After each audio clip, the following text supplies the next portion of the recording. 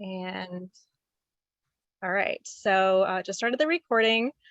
We are talking with Jody tonight, and Jody does have a little presentation prepared, and we'll have a Q&A, and Valerie was kind enough to send over some questions already, so we have some to go through.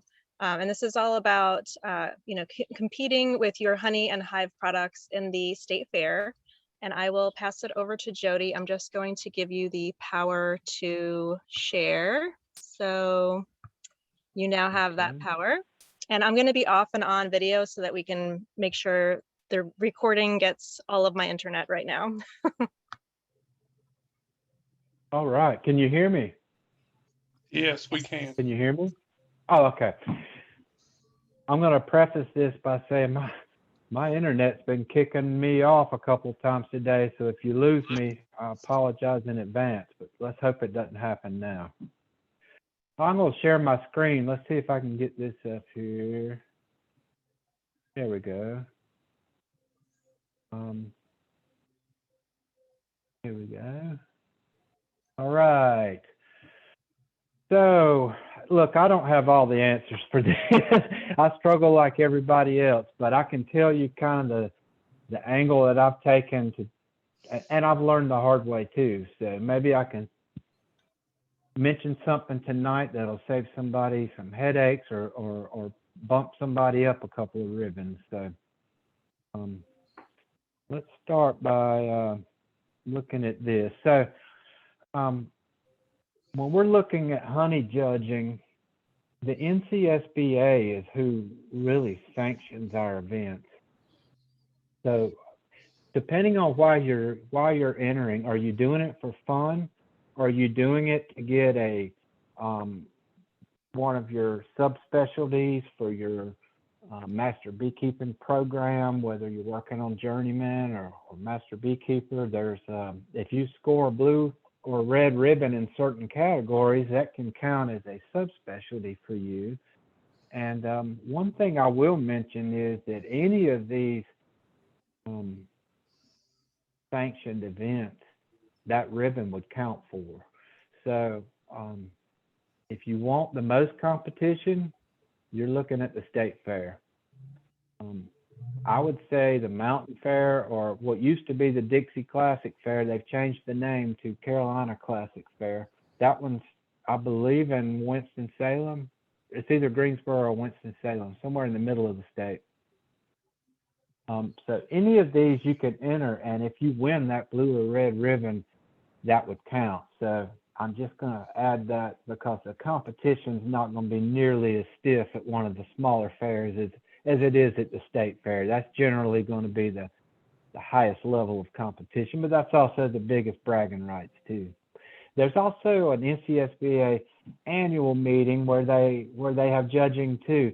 And this year they've moved our summer meeting way back into November, but considering we haven't met in a year and a half, at least we're going to have a meeting this year. So I hope that those of you that maybe haven't been to a state meeting yet, it's always good. We get lots of good speakers, and you can also enter your honey and stuff like that. So it's a good thing to do if you haven't been to one. So part of the challenge of winning a ribbon is selecting a category that you can win in, or you can enter all of these if you really want to, and some people do just that. They try to win as many as they can in as many categories, and then there's a best of show winner at the state meeting. I know that your points all add up towards that. And so let's start at the top and look at extracted honey. So obviously your most competitive one that you could possibly do is going to be extracted amber honey, because that's what we all make. And once in a while you'll have a year where you get some light colored honey, and it's not rare to get dark colored honeys either, but amber by far is the most entered category. So that's something to think about. If you're able to isolate a jar of dark or light, you're going to have less people that you're competing with in that category. So as we move down into cut comb, so now cut comb is going to be a dry cut piece of comb. Each of these, so let me back up and say extracted honey, when you enter this, you're entering 3 jars of the same honey. And we'll go over the judging criteria in a minute, but you do enter 3 jars. And with the cut comb honey, you're entering 3 slices. And so part of what they're judging you on is going to be how uniform everything is. So you want all your slices to be as close. You want them to all look as like as you can. And that's one of the things that'll be judged. So they do differentiate between a light cut comb and a dark. And then we're back to the 3 categories when you look at chunk honey in jars. And for those not familiar with the term chunk honey, that's where you have a piece of cut comb that's basically suspended in liquid honey in a jar. And so that's back to the 3 different categories. And honestly, the only way to judge that would be the honey that it's suspended in. In other words, the comb honey is lost as to what color that is. So you could take a comb of honey and put it in some dark. You can take a cut comb from amber honey and put it into suspended in dark honey and enter that into the dark category. I'm just throwing that out, or you could enter it in the light category. So once again, you're going to have the stiffest competition in the amber category because that's what most of us make. There's also competition for creamed honey. Once again, you'll enter three jars of this. You can do regular creamed honey, and there's also the ability to do flavors. So some people have done, I've seen ginger, I've seen cinnamon. Those are 2 popular ones. I tried to go out on a limb one year and enter a Jim Beam vanilla bean, like a bourbon vanilla flavor. And the judge wrote back that it tasted fermented, and I got a very low score. So I guess it did taste fermented. It had Jim Beam in it. So at any rate, that's the flavored category is also another possibility. And use your imagination. You can go anywhere you want with that, and maybe something new and different, which is what I was just trying to do with that entry. Maybe if you do the right one, it'll catch the right person's attention, and you might do very well with that. And creamed honey, there's a little bit of a process. You know, not everybody has made or even seen creamed honey, but creamed honey is made in a nutshell. You'll take 10% of an already creamed honey and mix that in with your liquid honey. Then you will basically store that for about 10 to 20 days in about a 55-degree environment, and that causes the honey to mimic those crystal sizes, and it'll cream the whole batch in that amount of time. And basically, when you're done, it'll kind of have the consistency of like peanut butter, sort of. So that's what creamed honey is for any of you who haven't tried to make that. There's plenty of tutorials on the internet for that. Then a whole nother category, and one of the neat ones I think is the wax products, because you'll see where people have made all kinds of great candles and sculptures, and there's also beeswax products. So anybody that's into making their own, lip balms and that type of thing, all that can be entered into the wax category. And there's also some novelty deals. I've seen like some little Buddha statues and stuff like that were entered into the last one, and some people do like little Christmas tree candles and things like that. And then there's also a bulk beeswax where basically it's got to be 10 pounds of beeswax. That's a lot of beeswax for any of you that have tried to melt that much beeswax and have it molded without cracking or having problems. It's hard to make a 10-pound bulk beeswax without it cracking. So that's a pretty good challenge as well. There's also meads. So this is getting to be one of the most competitive categories I've noticed lately. People love to enter their meads. There's dry mead, sweet mead, and melomel. And if you're not familiar with the melomel, that is a mead that's had a fruit added to it. So you can use your imagination there. I've seen strawberry and blueberry, and I'm sure there are some that are more exotic than that. And mead is its own world as far as there's a lot to making that, but it's not that complicated, and it's something to do with all that honey that you're going to be extracting this month, I hope. So that's another good one. There's and it's getting to be pretty competitive. I've noticed people love to win that for bragging rights, and then they can take their winning bottle home and share it with their friends. So there's another category which really is a basket of things. So these include photography, an observation hive. I've never seen anyone enter the observation hive category. So that's something to possibly think about, even though there's always an observation hive in the bee area at the fair, but that's provided by, I guess, Don Hopkins and Jennifer Keller from NC State, I would imagine, is the one that provides that. So they've got a big observation hive there, but I've never seen an individual enter that competition. There's Jody, another one, a collection of. I have a quick Yes. question for you, Jody. I wanted to stop you. So the observation hive, is it actually the woodenware, or do they have the bees in it?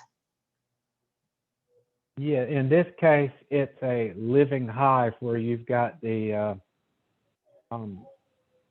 typically you'll see a little nuke size hive, and it'll have the glass window above it and those observation hives, between that top frame and the bottom is a queen excluder. So you can trap her up in the top section, and the other bees can come and go. So they're going to feed her and make sure that she's okay.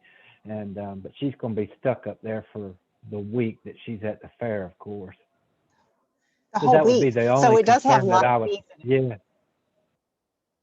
Yeah, Okay. it would be. That would be my biggest concern with taking one, is that when you drop it off, it's going to be like 8 or 9 days later. I can't remember from the drop off to when you pick it up, but it's like probably 9, maybe 10 days before you can come back and retrieve that hive. But like I say, I've never seen anybody enter that. So that one may be wide open. Somebody that wanted to try. So back to the list, there's a collection of 12 nectar-producing plants. I don't know that I've ever seen anyone enter that contest either. I think I've seen some counties, when the county does their display, I think I have seen in the past where they will focus on nectar-producing plants for that. So that may be kind of where that falls in. There's a beekeeping coloring book for people under 18. And that leads me to mention this. A lot of these categories, when you go to look at the rules, they'll have a junior category and a senior category. Well, at first I was like, well, I'm not that old. Am I a senior? Yeah, you are a senior. If you're older than 18, we're all seniors in this deal. So, at first I was, feeling more like a junior, but then it didn't turn out that way. So anyway, beekeeping coloring book for kids under 18 can enter that. There's also a cooking with honey, and that's just as competitive as the mead making. A lot of these ladies really take pride in their cookies and cakes and such, and that's a really competitive one. And that one's always fun to check out at the NCSBA annual meeting, because at the end, after the judging, they cut it into pieces and you can go around and sample all the different entries. So that's a good way to do it. They don't do that at the state fair, but at the NCSBA meeting, you do get to taste those. There's also another one called a gift package, where people will take, like, maybe, for example, like a basket and put like a jar of honey, a lip balm, and a candle, or a couple other, or maybe a piece of cut comb, you know, that type of thing, and they make a gift basket that's bee related. They also have a full category on that people like to enter into. And so these categories, you can read more about the entries here in a moment when I get to the more detail. So here's some tips that I can share with you, because I've learned everything the hard way. So the first year I entered, I don't think I won any ribbons at all. And it was only because I had to start somewhere, and I was entering really not fully equipped and really wasn't clear. I don't even think I had ever been to a meeting and paid attention to the entries or to the fair and paid any attention to it. So it was like I started blind. And but my first year was just a learning year. But the one thing I can add about that is, at the end, you get a judge report on your entry. So it's pretty neat in that you basically get it's sort of like a report card that shows your score in each of the categories. And that taught me more than any other thing, because at that point the light bulb went on and I realized that this whole thing really comes down to the criteria. So if you will understand the judging criteria, and we're going to go into more depth in that here in just a second, then that's going to give you the edge that you need, because a couple of points in one category or another is what's going to be the difference between a red and a blue ribbon, or a fourth or a fifth place, or getting knocked completely out of the running. And so that's another thing. As far as the criteria, all those rules everything's going to be spelled out as to what they're judging by. So another thing I would mention is you can't win if you're not in. So why not, if you are a competitive person, why not take a chance and put your name in the hat and see how you do? And if nothing else, you're going to learn from it. And it's exciting because you're not competing against just other Chatham County beekeepers. I mean, we're competing against people from all over the state. And if you stop and think about it, we've got almost 6,000 members of the NCSBA.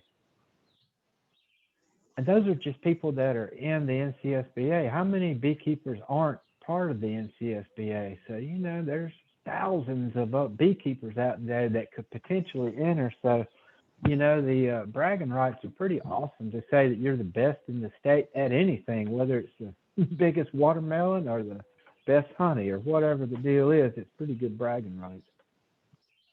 And so another thing it makes me do is go to the fair, because I'm excited to see how I did. And I'll tell you what, ever since the first time I've entered, until last year when the fair was canceled, I had not missed a year, because I enjoy volunteering at the honey sales booth that the State Beekeeping Association has. So you can do like a 4-hour stint selling honey, or lately I've been working at the bee information booth, which is right beside it, where people walk by and just ask questions, and they say, I've always wanted to keep bees, but I don't know where to start. Or they'll ask a lot of questions about yellow jackets and stuff like that too. So it's fun to just interact with people and answer questions. And if you volunteer for one of these things, you get free parking and free admission to the fair. So it's a way to get in for free. And once you're in and you do your 4-hour shift, and the rest of the time is yours to walk around and eat like I do. So it's a lot of fun. So what can you win? really it's all about bragging rights. That's really what this is really all about. That's the biggest prize. Honestly, some of these categories do have cash prizes, especially like the extracted honey. I know that I think a blue ribbon wins maybe $50, red ribbon wins $25 if I'm not mistaken, and I think third place is $10, something like that. So you could potentially win some prizes with these. But when the county enters when our county as a whole enters a booth, which we've done in the past, and Julia brought all the honors home her last time 2 years ago at the very last fair. Chatham County won best of the entire show, which is, talk about bragging rights. That's as good as it gets. And the year before, I believe somebody could correct me, I believe we finished second. It was really good. We've done really well. We are the team to beat. In fact, 5 County, I've already heard through the grapevine, has identified us as the county to beat. So we're on a roll, and we're I don't know where we stand this year, if anybody ever stepped up to do it or not. We maybe talk about that later, but at any rate, when the county enters as a whole, those ribbons that individuals win, those contribute to the county total, and that's where that total comes from. And I'm telling you, we won that overall deal by, if I'm not mistaken, by 1 single point. So the difference between a 5th place ribbon and a 4th place ribbon is what put us over the top. So if you're hesitant to enter, that alone might be all it takes. Is maybe we entered something that normally people wouldn't have entered. That little bit of extra point can make all the difference in the world. And when you enter through the county, like I've been doing, whatever cash prizes are paid out end up going to CCBA. So it just adds to the general fund, which we just turn around and use within our organization, or we donate it to worthy causes. So let's take a look at an example category. I'm looking at the time real quick to see how we're doing. I think I got 8 minutes here. So one thing I'm going to give you advice on is select the correct category. So I'm using extracted honey. This is the most popular one that people like to enter. So you want to be in the right category. You don't want to be entering into a light category if you're actually got amber honey. It's that type of thing. So you want to be sure you're in the right category. And if you're in doubt, enter both. Enter some in both, and that way you've got all your bases covered. Extracted honey is by far the most popular competition. It's the hardest thing to win. So let's look at how they grade it. The first thing, if you notice, everything in bold over here shows you how many points. So you think, oh, best honey in North Carolina. Your mind immediately goes, oh, this must be the best tasting honey in North Carolina. Well, really, it's not that at all. It's taste is part of the overall package, but it's not the biggest part of it. If you look at it, there's a lot of different categories here. So they do this so that it's not subjective. You don't want somebody that just is nuts about sourwood honey to just make sourwood the winner every year. It's much more complicated than that. So the first thing, you want to make sure your density is right, and moisture content needs to be between 15.5 and 18.6% moisture. If you don't know what your honey is, you can use a refractometer to measure it ahead of time, or you could do like I did those first couple of years before I bought a refractometer, which isn't really cheap, and it's not really something I use much. But the truth is, you can enter your honey, and on your report card, they're going to tell you what it was. So it'll come back and it'll say 17.9%, you know. So in a weird way, you can still enter it anyway, and they'll tell you what it was. And if it's 17.9 and it's in between those two, you're good to go. You're going to probably get all 20 points for that. So then now to the next category. We all know our honey wants to crystallize, especially if you extract it in June and it sits in a glass jar until October, there's a chance it could have begun to crystallize in that period of time. So how do you see it? Well, you can use a flashlight to see. It helps you get a better look at whether your honey has begun to crystallize. Or what they use in judging is called a polariscope. It's not a complicated thing, and our club doesn't own one at this time. But if you put something into a polariscope, all it is a light filter that runs through two clear plastic filters, and it allows you to see any impurities inside that honey. And it can, and if there's any crystallization at all in there, it really stands out. You can see that. But you can use a flashlight. If you're doing this at home, this is your first time, you can do that and make sure if your honey does look like it's crystallizing, do the warm water trick. Put it in the warm water and re-liquefy it right before the fair. That's a good thing to do. Cleanliness. You don't want any kind of junk floating in your honey. You want to make sure it was filtered and filtered fine. I'm going to share some places where you can get some tips on doing that type of filtering here in a moment. But no foam on the top, no little bits of wax. For goodness sake, no bee legs floating in your honey or anything. So flavor. So they're not judging your flavor by going, oh man, that's that wonderful sourwood I love so much. No, it has nothing to do with what type of honey it is at all. The only taste that they're judging is they're trying to make sure it doesn't taste burnt, or if it's been heated, overheated, and there's an off flavor, or let's say they had too much moisture in it and it began to ferment. That's going to produce an off flavor. So they're just tasting for anything that tastes weird. So it's not about how good it tastes, it's about if there's anything bad about it. It's backwards from what you would really think it is. And then the accuracy and filling. I can't say enough about this. You want your 3 jars to be exactly alike. You know, you want them filled exactly to the same amount. You want the same exact color honey. You want to use the exact same type of jars and lids.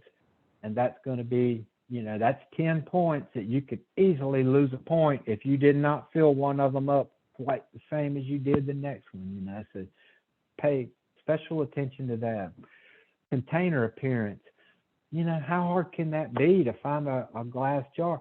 You would be surprised how hard it is to find a glass jar that doesn't have any weird glass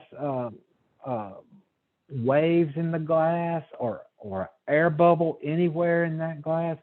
Out of a box of 12 jars, you're probably lucky to get one perfect one, you know. At least I've heard someone say that there is a ratio, something like that. So it takes a few boxes of jars to find 3 good ones that you can enter. And people that get good jars will save those jars to enter in future years too. So you'll save that glass jar and refill it again next year, because there are a perfect glass jar is something you want to hold on to.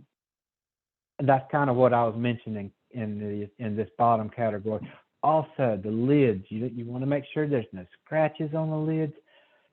And get this, the first thing they're going to do is take that lid off, and they're going to look on the inside of that jar. If there's honey on the inside of that lid, you're going to get minus points. I know it sounds crazy, you know. What honey doesn't get jostled in the ride to Raleigh? So think about that ahead of time. Put a lid on each of your honey jars, but when you get there to turn it in, take brand new lids and put them on everything. Take my advice. Otherwise, you're going to get docked points for that. Another thing, no fingerprints. You don't want fingerprints on your jar.